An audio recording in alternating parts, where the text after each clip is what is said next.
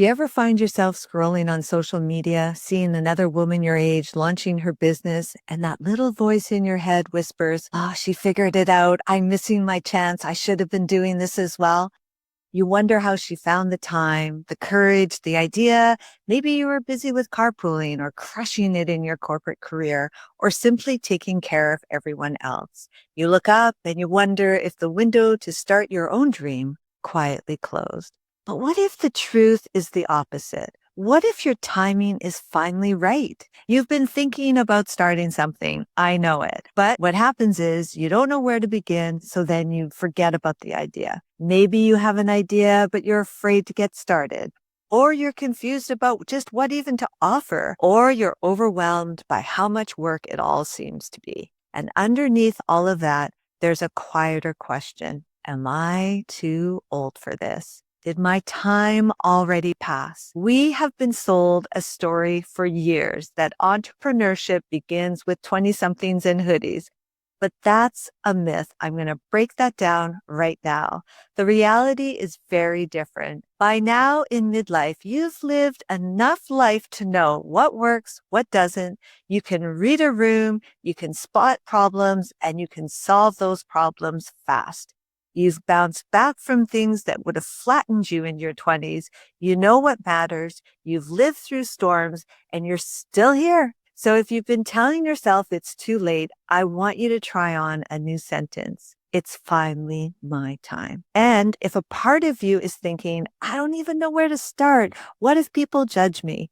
Do I really have the energy for this? Trust me, I think about that all the time. I get it. That voice isn't trying to sabotage you. It's trying to protect you from disappointment. You can acknowledge it and still take one small step forward.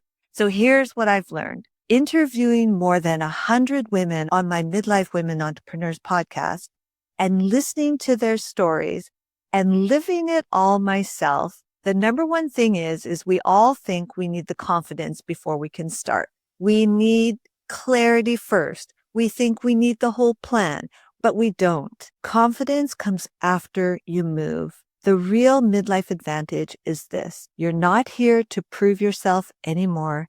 You're here to build something that actually fits your life. I'm not going to talk about purpose or passion. It's just something that you can feel here in your heart and something that you can sustain because it brings you joy. So if you're waiting for the moment to feel ready, try a different rhythm. I want you to start small. Start messy. Then do the adjustment. That's it. Try, learn, adjust, try again.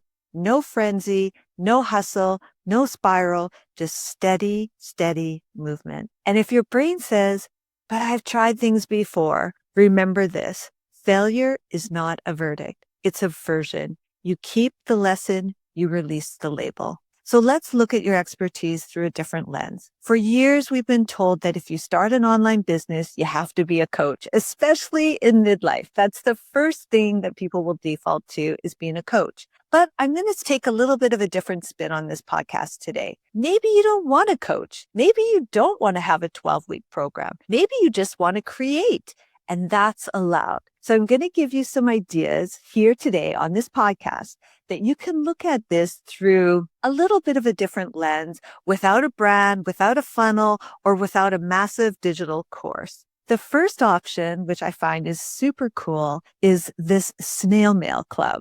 So if you're an artist, a poet, a photographer, or somebody who just collects great recipes, you don't need a course. You could start a simple snail mail club. Imagine this. It's a monthly subscription where people receive one beautiful thing from you in the mail, a hand-printed poem, a sketch, a family recipe card with a story behind it. In a world of digital noise, getting something thoughtful in the mailbox feels like magic, and magic is memorable. The second option that you could take is the guided hour. Maybe you love gardening or interior design or styling or organizing. So instead of a long program and, you're building out PowerPoint presentations and different types of digital assets, you just host one guided hour, 5 women, one Zoom call, one room, one clear outcome. You walk them through how to prune, their flowers, their trees, how to make a flower arrangement, or restyle a bookshelf with what they already own, or create a calm, functional workspace. 1 hour, one result, the expert on call. And if you have 20 years in accounting, operations, or project management, this one is for you. You don't need a firm. You don't need employees. You don't need a website. You can offer what I call peace of mind session. 45 minutes, one creative business owner. You help them untangle the thing that's been stressing them out for weeks. You're not their boss. You're not their coach. You're their emergency contact for their brain. That's not small. That's valuable. And that's not even AI. I want to just say that a lot of people will be using AI to get this valuable advice. But there's something about a human connection and a human element to somebody sharing their problem with you and you helping them solve their problem without AI. You can use AI to support it, but that human connection is probably the most valuable truth serum ever. You don't need to become someone new. You just need to package what you already know in a way people can experience. Forget building the full business plan. Forget about building up a website until you know your offer. So many times I've seen women that say, oh, I need to have a full business plan. I need to build out a website before they even have the idea fleshed out.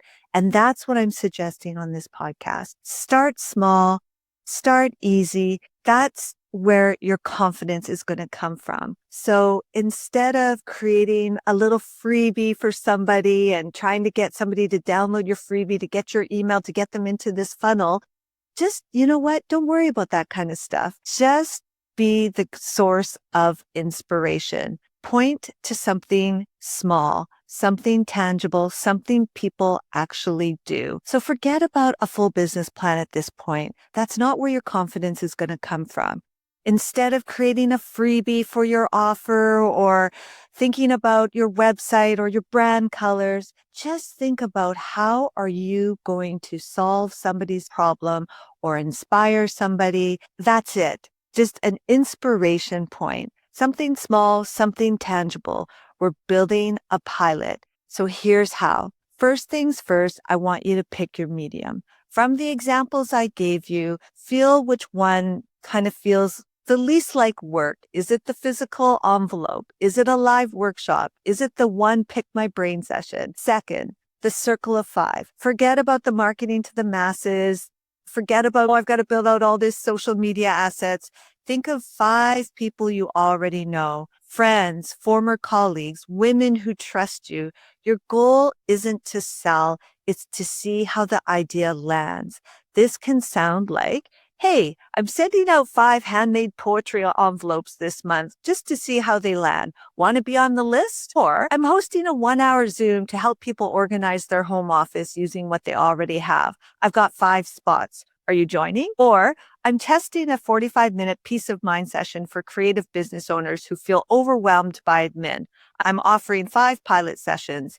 Do you know anybody that could use one of these? No hype, no pressure, just an invitation. And third, the 3 bullets. Write down what they're going to learn or receive from you, how you're going to deliver it. Is it going to be through Zoom? Is it going to be through your snail mail? And how will they feel when it's over? Are they going to feel calmer, clearer, relieved, inspired? And if that voice still says to you, who am I to do this? I want you to pause. You're not asking for permission to be a CEO. You're not declaring a lifelong identity. You're just inviting people into a room you've already built. 15 minutes, 1 action, send 1 casual message to 1 warm contact and say, I'm testing a tiny idea. Insert what your idea is going to look like. I'm looking for 5 people to be my beta testers. Want to hear more? If your stomach flips, name it. This is me being brave, then press send. Then after you've hit send on that email, put 1 30-minute creation slot on your calendar this week. If somebody says yes, use that time to create. If no one does respond, you use that time to tweak. Either way, you're moving. 1 envelope, 1 Zoom link, 1 conversation. That's how midlife businesses actually start. Thank you for joining me today. I will see you in episode 6.